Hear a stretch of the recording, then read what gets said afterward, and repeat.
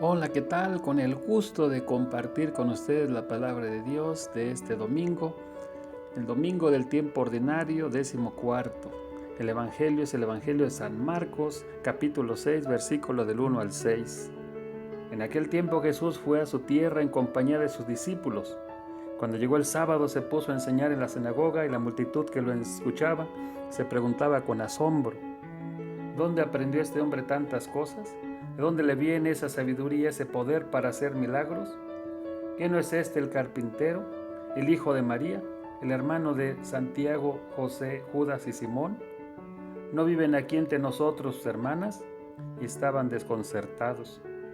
Pero Jesús les dijo: todos honran a un profeta, menos los de su tierra, sus parientes y los de su casa.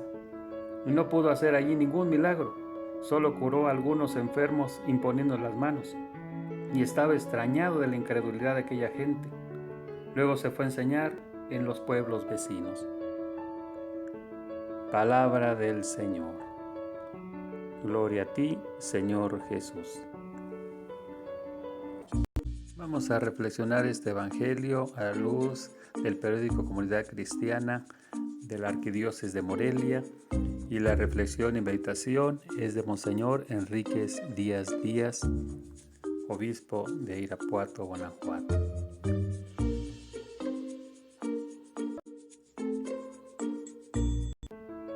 Con mucha frecuencia se nos presenta a Jesús rodeado de multitudes y aclamado y reconocido.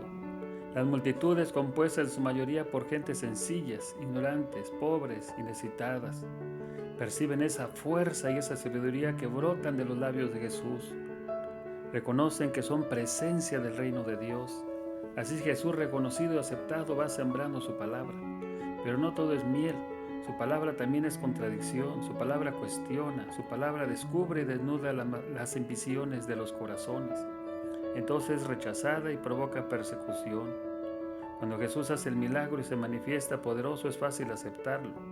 Cuando sus palabras cuestionan y desestabilizan, cuando van en contra de posiciones y privilegios, cuando desenmascaran y exigen verdad, entonces son rechazadas. Hoy se nos presenta otro rostro de Jesús, un rostro humilde, sencillo, conocido, el rostro del carpintero, del hombre de todos los días, y entonces puede pasar desapercibido.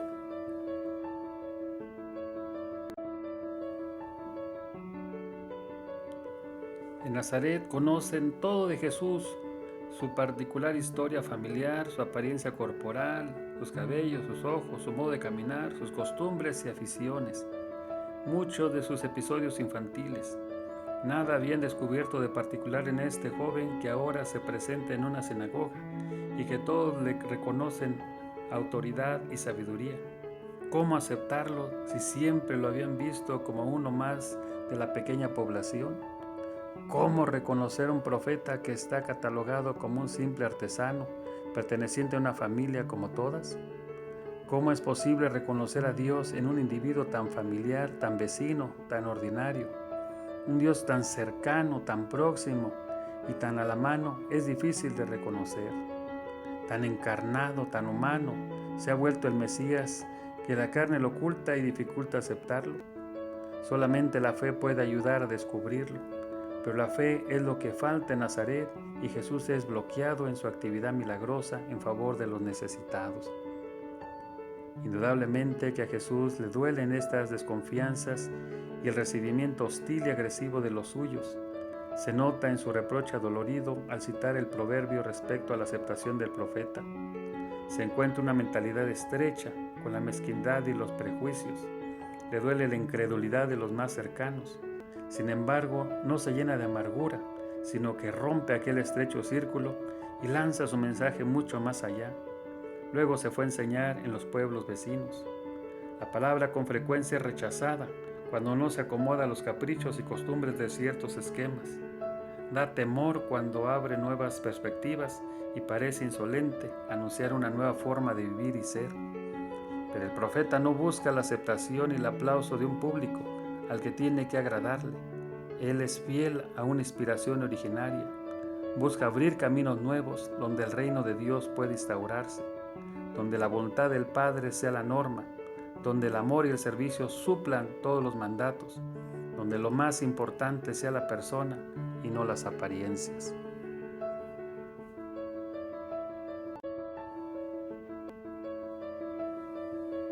Cuando escucho que el Evangelio ha quedado en el pasado y se le mira como algo anquilosado, me vienen a la mente muchas preguntas. Puede ser que sea rechazado porque nos está cuestionando en profundidad y no somos capaces de una verdadera conversión. Quisiéramos un evangelio que solamente nos consuele y nos apapache, pero no un evangelio que nos exija cambio, coherencia y fidelidad. No un evangelio que destabilice las estructuras de injusticia y privilegios en los que se ha asentado nuestra sociedad. Se torna un evangelio revolucionario y peligroso que es rechazado e ignorado. Entonces serían para nosotros las palabras del profeta Ezequiel: un pueblo rebelde, testarudos y obstinados. Y habrá que seguir proclamando el Evangelio valientemente.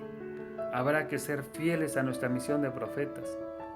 Pero también me pregunto si el rechazo que sufre el Evangelio no brota de la incoherencia y la falta de honestidad de quienes deberíamos predicarlo. Cuando nuestra proclamación se hace con renglones demasiado torcidos para ser leídos, cuando no va respaldado por una vida y una opción radical, sino que se diluye en palabras que no van sostenidas por las acciones concretas, entonces el Evangelio no es creíble, y como Pablo tendremos que reconocer nuestra miseria como una espina clavada en mi carne. Hay una tercera posibilidad. A veces queremos una predicación que vaya adornada y sostenida por milagros y fuegos artificiales, por ruido y aspavientos. En cambio, Cristo se presentó encarnado, humilde, con un trabajo sencillo, como parte de una familia sencilla, y desde ahí, desde su pobreza y apariencia ordinaria, predica, acompaña y sostiene, en silencio, en la oscuridad. Aparece el Evangelio en ropas sencillas y entonces es difícil reconocerlo, aún para los de la casa. Muchos preguntan: ¿me deja la palabra de Dios en este domingo como discípulo y seguidor de Jesús? ¿Qué me dice? ¿Cómo es mi fidelidad al Evangelio? ¿Cómo es mi fidelidad al estilo de Jesús? ¿Y cómo mi fe persevera para seguirlo predicando?